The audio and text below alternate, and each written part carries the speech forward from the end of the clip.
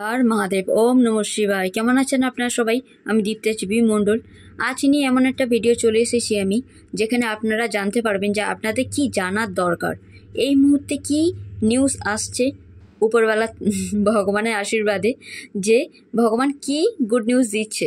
আসুন আপনাদের সেটাই জানিয়ে দিই।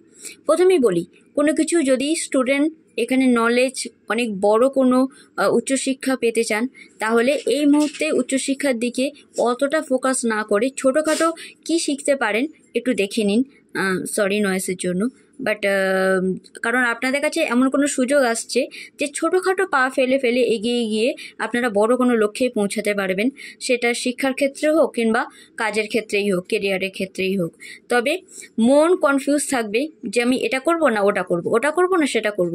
তাহলে বলবো পার্সোনাল রিডিং করানোর জন্য আমার কাছ থেকে আপনারা ডেট অফ বার্থ দিয়ে জেনে নিতে পারেন যে কি করা আপনাদের জন্য উচিত হবে।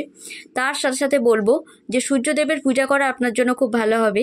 যারা মা হতে পারছেন না তাদের কোনো বড় গুড নিউজ আসবে এই মুহূর্তে, এটাই সবচেয়ে বড় গুড নিউজ আপনাদের জন্য যে আপনারা পুত্র সন্তানের মা হতে চলেছেন।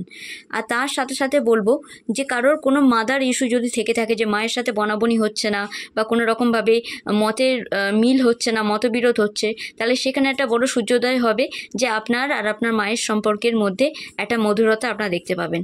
বা কোনো সন্তানের জন্য যে আপনাদের পরিবারের যদি কোনো রকমভাবে মিলমিশ ছিল না, তাহলে সন্তানের জন্য আপনারা দেখতে পাবেন সেই পরিবারের পারিবারিক সম্পর্কের মধ্যে মিলমিশ চলে এসেছে।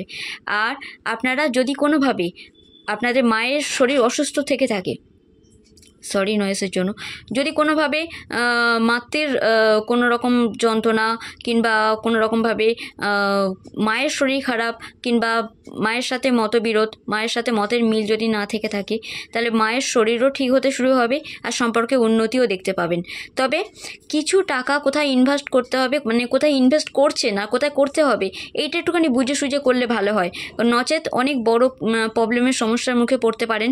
কারণ টাকা ইনভেস্ট করার জন্য একটু রিচেক করে কাজ করবেন, টাকা অন্যভাবে ফেঁসে যেতেও পারে, আটকে যেতে পারে, লস হতে পারে।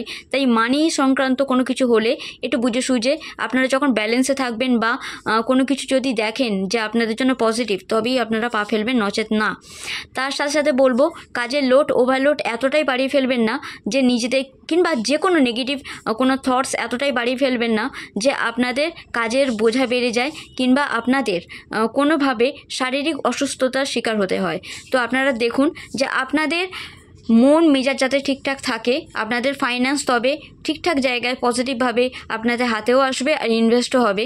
কারণ যে ক্ষেত্রে আপনারা জয় চাইছেন সেটা ভালোবাসার লাভ লাইফে হতে পারে বা ম্যারেজ লাইফে হতে পারে, যাই বলুন না কেন সেখানে একটা ভিক্টরি আপনারা লক্ষ্য করতে পারবেন।